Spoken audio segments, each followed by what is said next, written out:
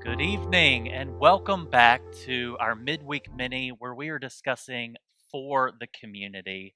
My name is Jacob Baccus and I am the Director of Community Engagement here at New Covenant, and I am so glad that you could join us this evening.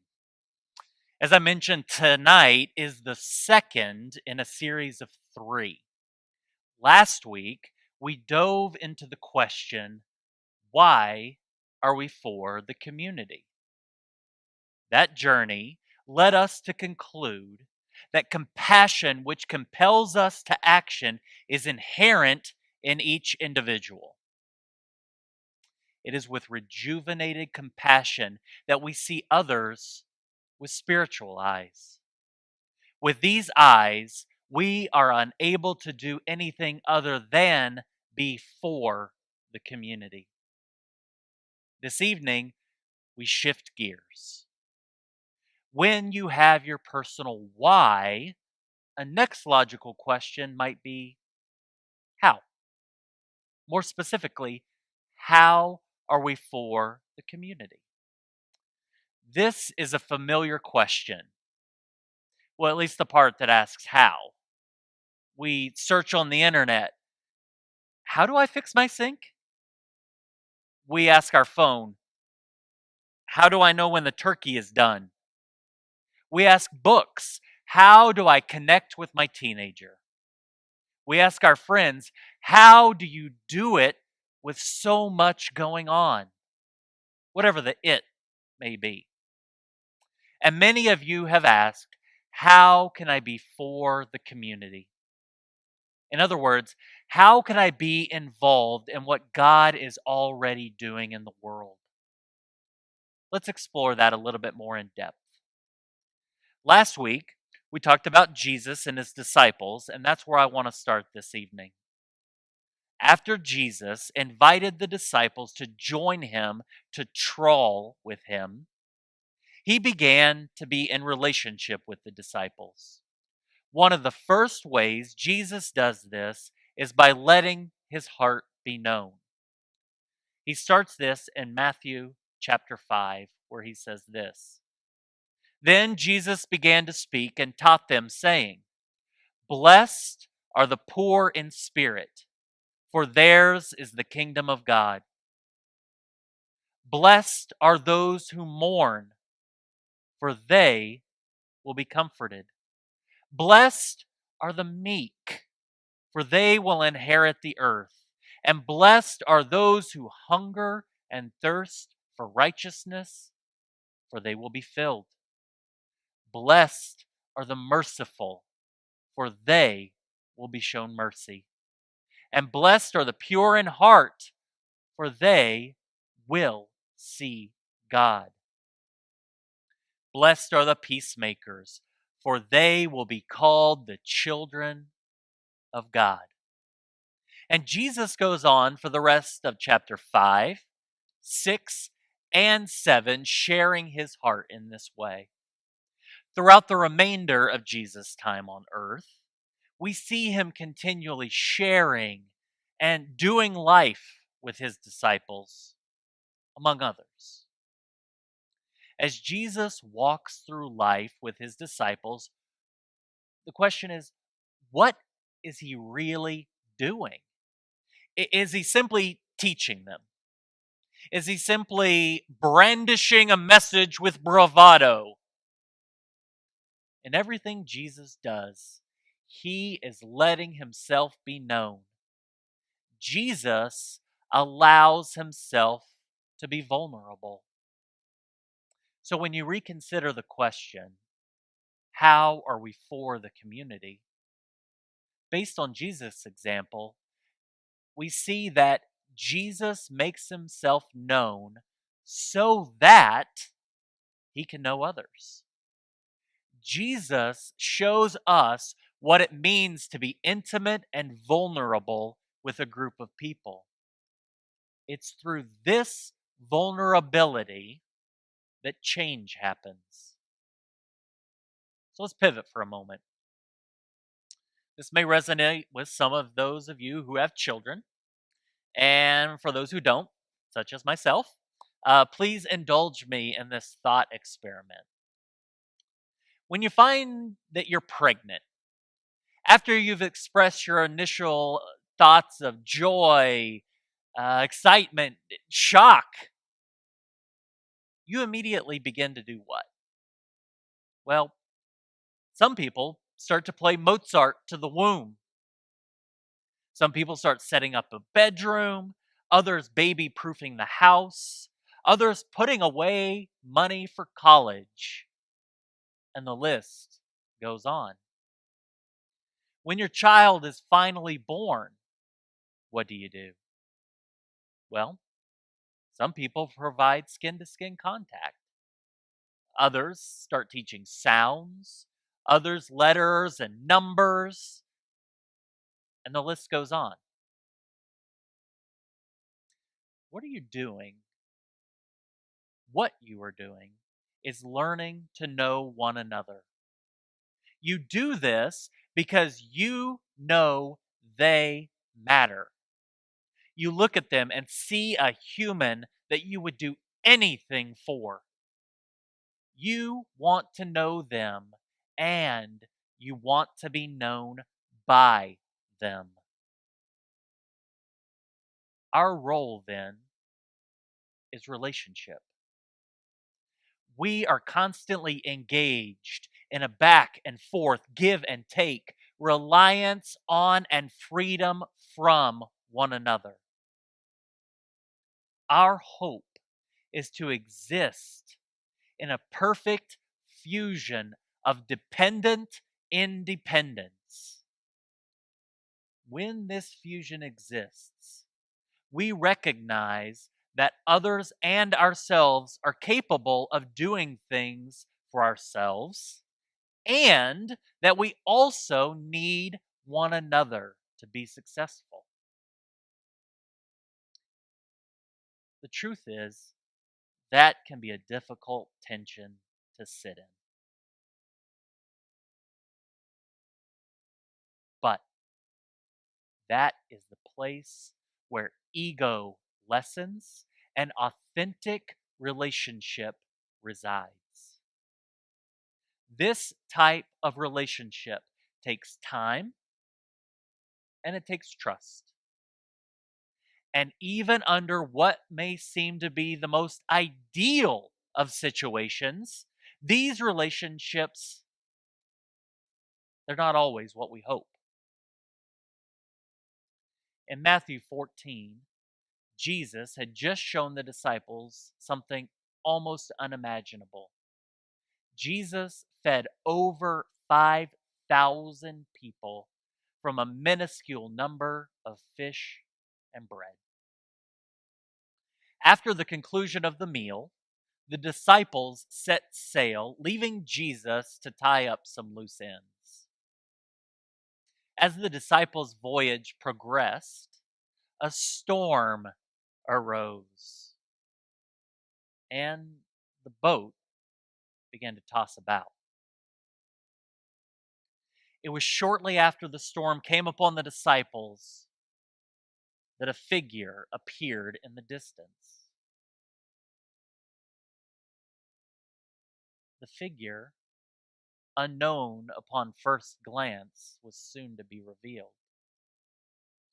Even though they had spent countless hours with the man, Peter and the others were unsure of the words spoken by this ghostly figure.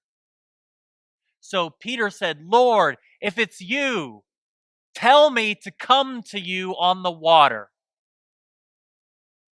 And the reply resounded across the waters, "Come." The first steps out of the boat proved the command trustworthy. As Peter continued step after step after step, caution arose, and he was halted with fear. Once halted, Peter began to sink. As he sank, Peter reverted back to the one he knew he could trust. Jesus. He shouted, "Lord, save me!" In our journey of how, not only will those we are with sink, we will sink. Because even though trust is built over time, we will have doubts about others, and others will have doubts about us. Knowing this, we realize how to be for the community is risky because it requires that which is so often reserved for the few: sustained intimacy and vulnerability. When we are for the community, we must let ourselves be known so that we can know others. And in so doing, others will make themselves known to us. Before Peter could fall too far beneath the waves, Jesus reached out his hand. In this moment, Peter had one final choice to make: whether or not he would reach back and grab the hand which extended hope and safety. Jesus' intention, though, was not to do for, but rather to remind others of the power within themselves. Jesus extended his hand, inviting Peter to live into his own power. By reaching back, Peter wasn't admitting weakness, he wasn't admitting fault or distrust. In fact, when he reached back, Peter was saying, "Now I know I can trust you. Now I know that our relationship matters to you." For this level of trust to happen, it took Jesus staying alongside Peter even when things were tricky, when they were messy. On the other side, the depth of their relationship rose deeper than the sea, enabling the men to stand together in power. When we think about how we are for the community, we have to think about how we are letting ourselves be known. Once that happens, the how falls into place. And before you know it, we are being for the community.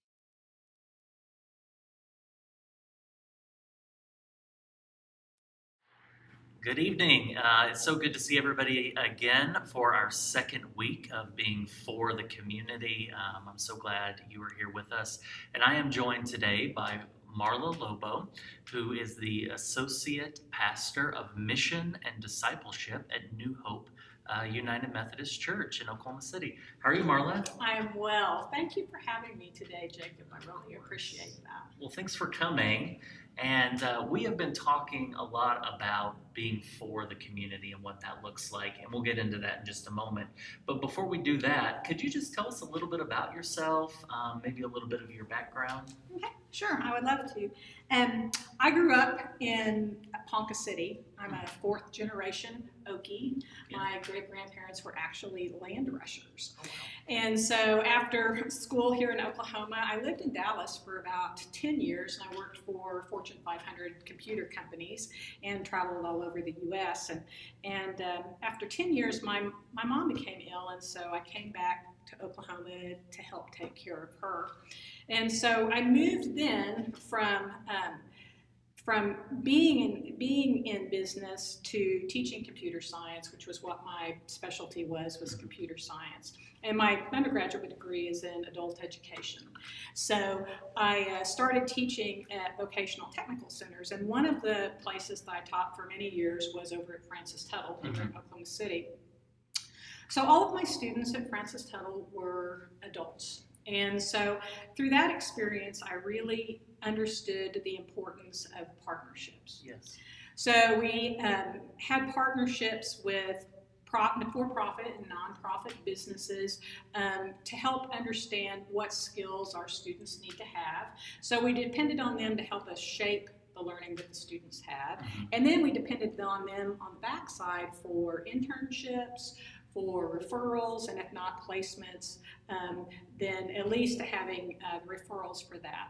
And so the other part of that partnership was partnership with one of our local community colleges, so that the students coming in the program were also earning college credit, so they could then go on, do their gen eds, and walk away with not only certification, but with an associate's degree as well. We had partnerships within our institution. So many of our students, some of them were career changers because they had been outsourced to their previous jobs. Some of them had really never had professional jobs, and so they needed more help in understanding how to write a resume, how to do an interview, how to manage your time, all of those things. So we depended on, within our institution, to bring those types of learnings. And of course, the key part of all that partnership was with the students, to have a relationship with them, to meet them where they were, and to help them be successful to provide a scaffolding where they could work in our community. And I'm really proud that a lot of my students who went through that program are now working in some of the largest IT shops here in Oklahoma City, both in the public and the private sector. So during this time, I was serving in my local church as a lay person, and I literally had the call to full-time ministry, and spent about a year discerning that, and then had an opportunity to go to the St. Paul School of Theology. At that point, they had opened the Oklahoma City campus, but I still traveled to Kansas City for a good portion of those hours. And so I actually grew up in the Presbyterian church, and when I went to seminary, I fell in love with the Methodist Church and wound up becoming a Methodist. So that's how all of that happened. And so in seminary, it really helped me shape and evolve my understanding of mission, which we'll get into a little bit more when we talk about some of the different ways that we serve in the world in a minute. But it really helped me shape, evolve, hone those understandings, which has really guided my ministry as I've served in local churches.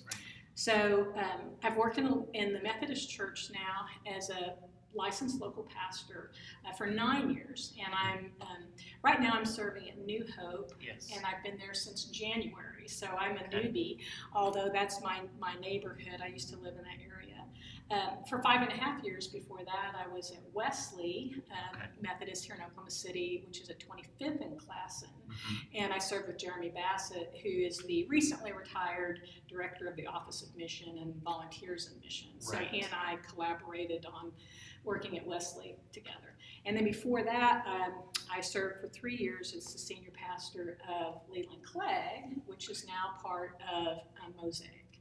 So that's kind of where I am. So I'm very happy to be at New Hope and serving there. And so that's wonderful. So you have a wide variety of experience, obviously. Yes. So I was a career changer. Yeah, that's fantastic. And so one of the reasons why I wanted to talk to you today specifically is because even before you got into official ministry work, if you will, you were all about collaboration and partnerships and relationships. And that's what we've been talking a lot about. And this week we've been talking about how we can be for the community. And one of the ways we've discovered that we can do that is through these partnerships and through these relationships. And that's really how to do it. So I'm kind of curious about how you have built these partnerships and how you built these relationships over the course of your life so that you could do the work God has called you to do. Well, let me kind of share some examples, different kinds of examples. And so I want to back up to just a little bit about how I understand mission. And I use that word in the singular, not missions.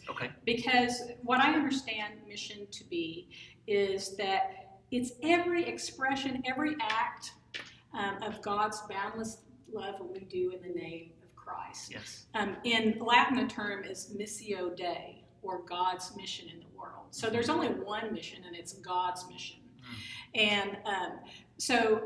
And what we do is we come alongside God already at work, because God's already at work all around us in the world. We don't take God into the world. God is already there in the world, and we just come alongside God already at work in the world, whether it be through agencies or other nonprofits or through schools or other ministries, both within our church and with other churches.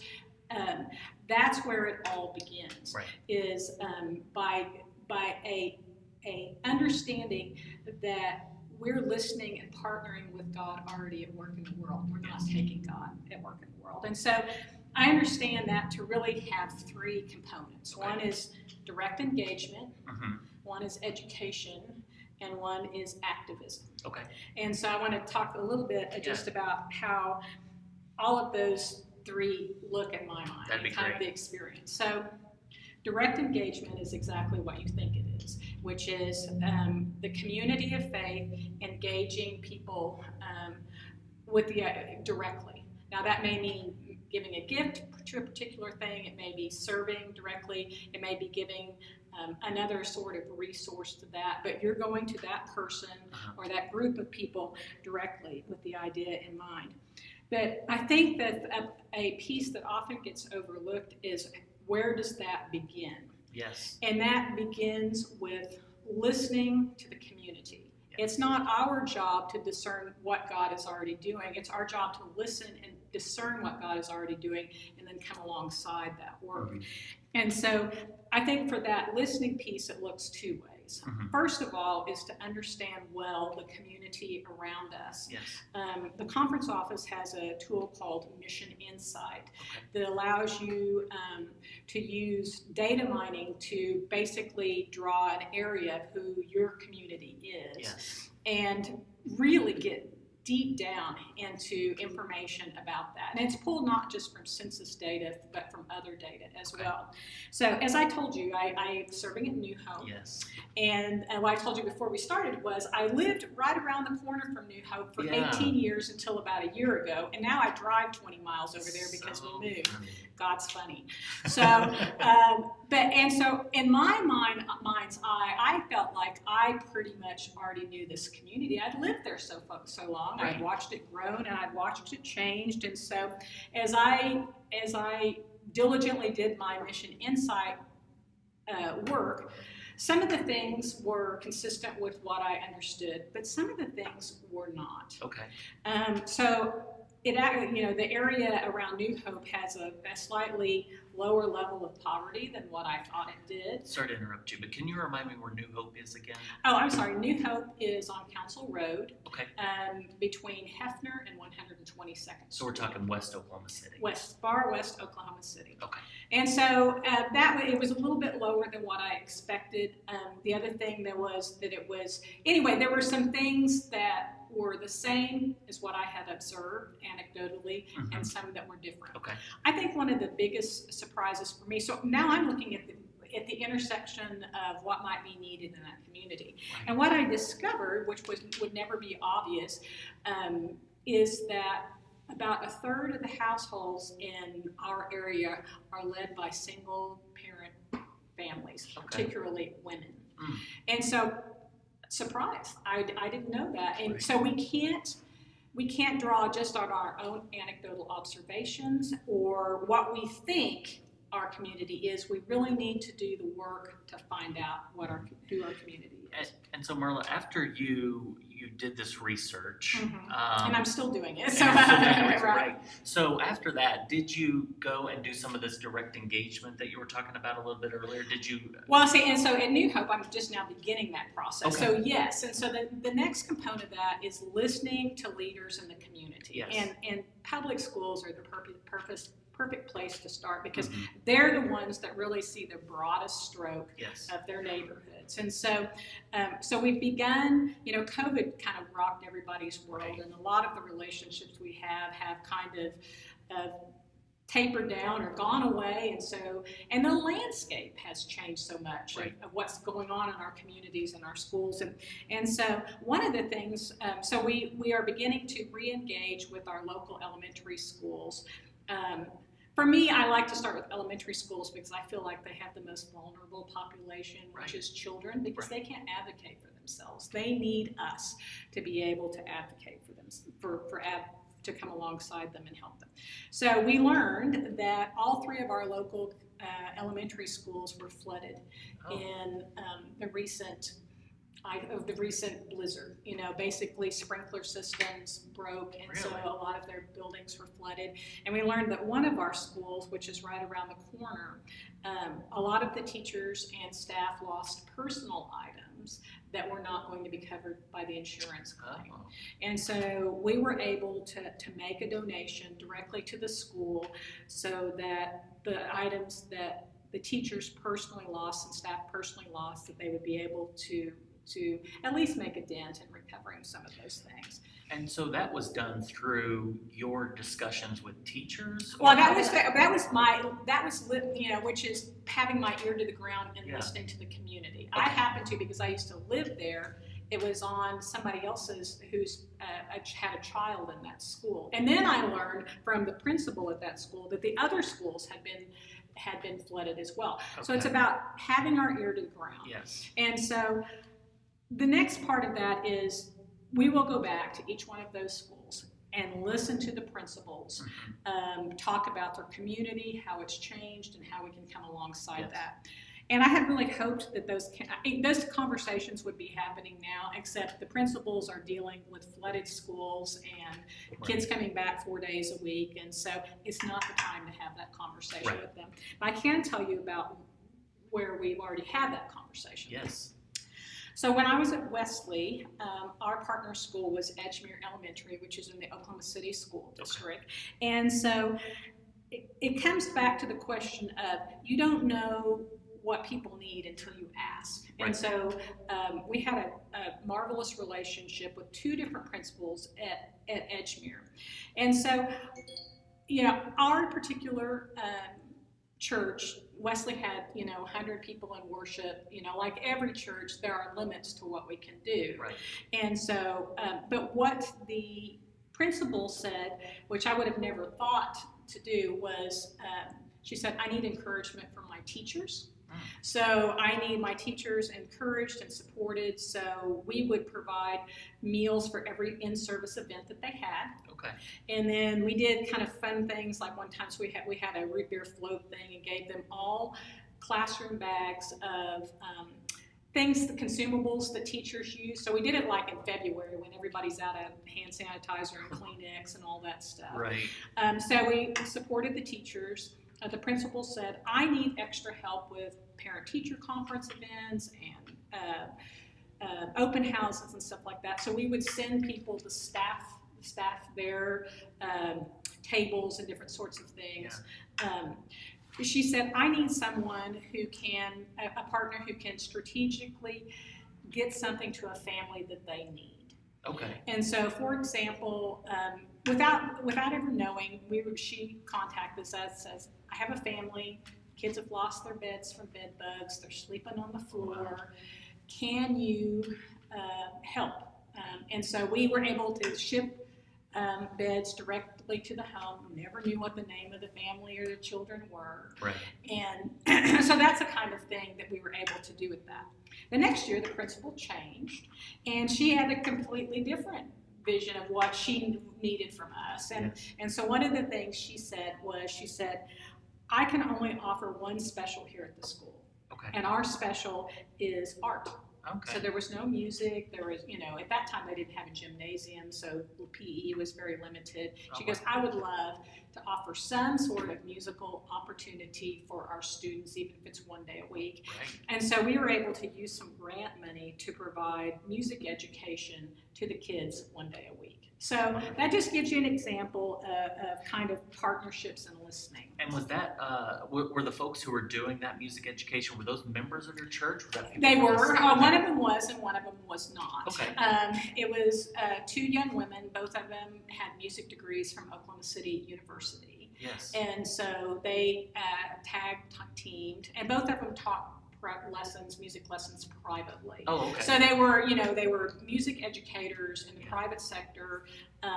They both had degrees in music, and so they were able to offer music education for the entire school year at that school, because that's what the principal said, this is what we really need right now. And we continued some of the other things we did. And so you knew these musicians. So Yes. you had these relationships with Yes. these musicians Yes. in the school, so you were Yes. able to make that connection. Yes, correct. So that's why it's incredibly important. Correct. Okay. Yes, and so Wesley had deep partnerships with Oklahoma City University. Okay. Because it's a stone's throw. You can throw a stone and hit OCU. Gotcha. And so we had deep partnerships with them. Some of the students and the faculty attend worship at Wesley. Okay. And so, but we were able to make that connection because we had in our community already people that were willing to come alongside that and do that work. So that's one thing is partnering with community leaders. The other thing is other kinds of partnerships Yes. with nonprofits. So one of the things that I was particularly proud of and thought was important that we did at Wesley was we had a partnership with Whiz Kids. Okay. And so Whiz Kids is part of City Care. It's an inner city youth mentoring. I call it a mentoring program, but it's really about reading. Okay. And so students in the 1st through the 5th grades who are behind in their reading are partnered with a tutor who's an adult. So it's one-on-one tutoring. It's one day a week. The children come, they have a meal, a healthy meal. There's kind of a time of fellowship and sharing, and then they read and work with their tutor for an hour. Okay. Is that about a 2-hour process from meal to completion? Right at it, about an hour Okay. and 45. Yeah. In Oklahoma City, there were, pre-COVID, I think, about 28 Whiz Kids sites in Oklahoma City and more. But That Whiz just gets Kids, my wheels yeah, turning. well, Whiz Kids is a fabulous program. Sounds like And it. so our partnership was actually, so Wesley partnered with another Methodist church here on the north side, actually, on the Oklahoma City line, and so we collaborated to provide resources for that. But those relationships with the children that the tutors had with the children and with the children's families, that was the transformative piece of it, Yeah. because the tutor would often have the same child for years. Oh, really? Yes, so they would start in the 1st grade with Whiz Kids, and often that tutor would have them the entire time until they went to middle school. So there's a lot of stuff there, and I feel like we could really go in depth more, but I feel like with our time constraint, it'd be important that we get to those last 2 pieces that you were talking about. Which are education and activism, and I want to Yes. talk about them together because they kind of often one grows out of the other. Okay. At Wesley, we've had a relationship with Exodus House, which is part of our Criminal Justice and Mercy Ministries partnership, and we've had I've sponsored an apartment there, but we've also made the residents a part of our community by inviting them to worship. Anything that we're doing as a community of faith at Wesley, they were invited.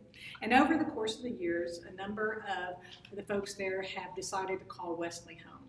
They've been baptized, they profess faith, they've baptized their children, a couple have even married.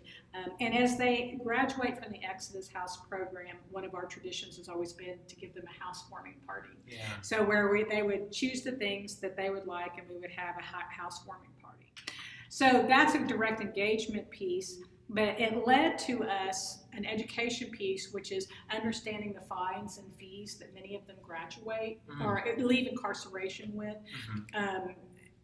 which are, exorbitant. I mean, $20,000, $30,000, $40,000 when you're leaving incarceration, and it's very difficult for them to ever manage to pay that off. And so what that led to was an understanding of how fines and fees are determined in Oklahoma.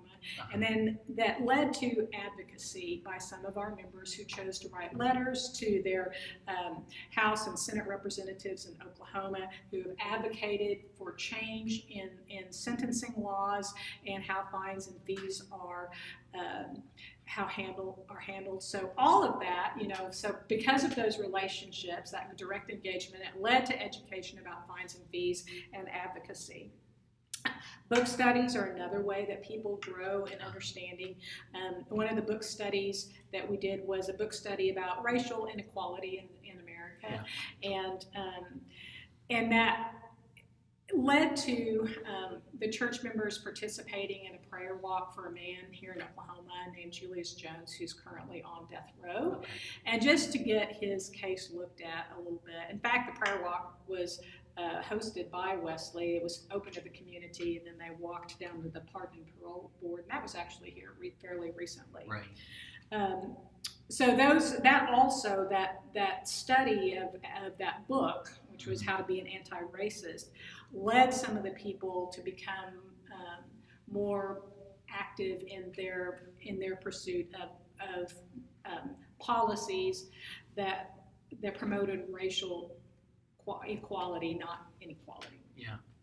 So, and then lastly, the one I wanted to mention was in 2019, I led a mission team to the U.S.-Mexico border, which was the last time the border was really a hot topic because of the immigration.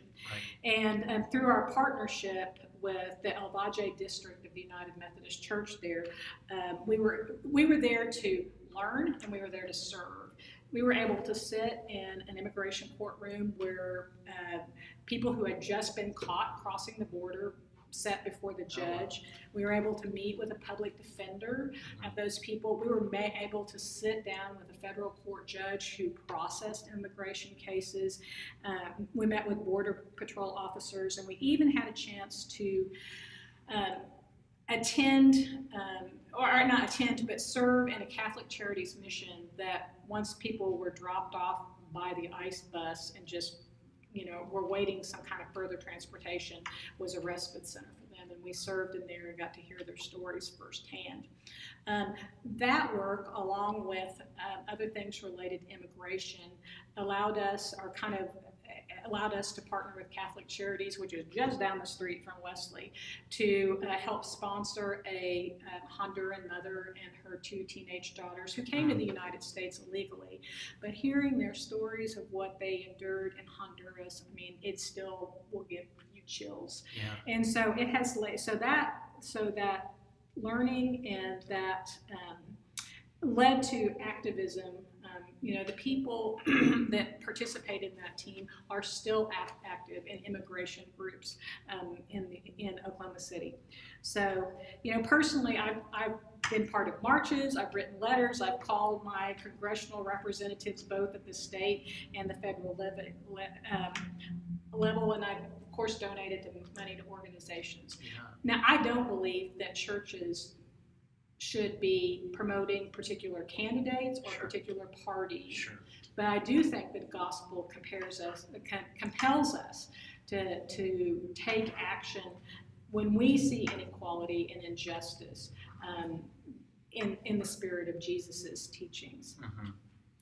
So, yeah, that's the thing I love about talking with you. I feel like we could continue to mine the depths of these stories that you're talking about. There's so much good stuff there that I think we could get into, and I wish that we had time for. But the thing I just kind of wanted to that was coming to my mind as you were talking was just the commandment of or the invitation to bring God's kingdom to earth, to do things like give sight to the blind and to set the captive free. Mm-hmm. And it sounds like you're on the ground doing that work, from direct engagement to education to advocacy. Mm-hmm. And when I'm hearing you talk about advocacy, it makes me think of doing just that, setting that captive free, giving that sight to the blind, those things. Does that seem, am I on track there? That passage out of Luke 4, where Jesus unrolls Isaiah's scroll, and he says, I'm here to release the captive, and all of those things. That is exactly, and if you go on to Revelation, it's like we're called to bring heaven to earth as much as we're able to within our power, and that's part of our call as Christians. Right. We're called to be engaged in the world, not set apart. Right. So I did have one or two little quick points I wanted to share with everybody here. And thank you again. I think we have some time. Okay, this is just going to be one of the questions that I don't think that we ask often enough is, why are we doing this? Yes. Okay, so, and I think we understand the biblical context and the theological context, but we have to look at the ministries that we've already had regularly and say, how are they meeting the needs of our community? Right. Or is it just a feel-good thing that we've always done? We really have to ask questions about, is this really meeting the need of our community? And you need to ask them. You know, we don't make assumptions about whether this. So I don't think we ask the question often enough. And that's an iterative question. And of course, COVID has changed so many things that it's really even underscores the importance of asking that. The next thing is that I believe that each church is a unique enculturation of the gospel. So the ministry and the mission here at New Hope will look different than it does at Wesley or at New Hope or New Cove. Sorry. It's okay. I know it's where very... I am. I'm at New Covenant today. So totally fine.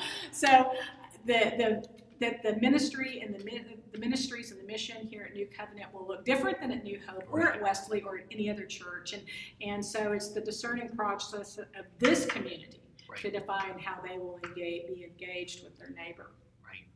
And lastly is, not every person in the pews has to feel passionate about all of the different work that is going on in the community. Right. But we do, as church leaders, need to provide a space and encourage people to engage in their passions.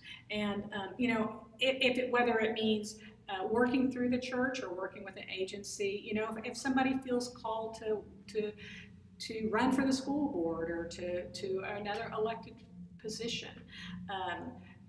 We don't have to, not everybody has to be on exactly the same page about everything that we're doing, but we do need to equip and enable people to do that God's work in the community. Absolutely. So. Well, I hope with what Marla's just saying, and you can go back to last week and look at some of the reasons why. We talked about why we are for the community. So I hope you'll go back and watch that if you haven't already, or rewatch it to maybe think about some of that why.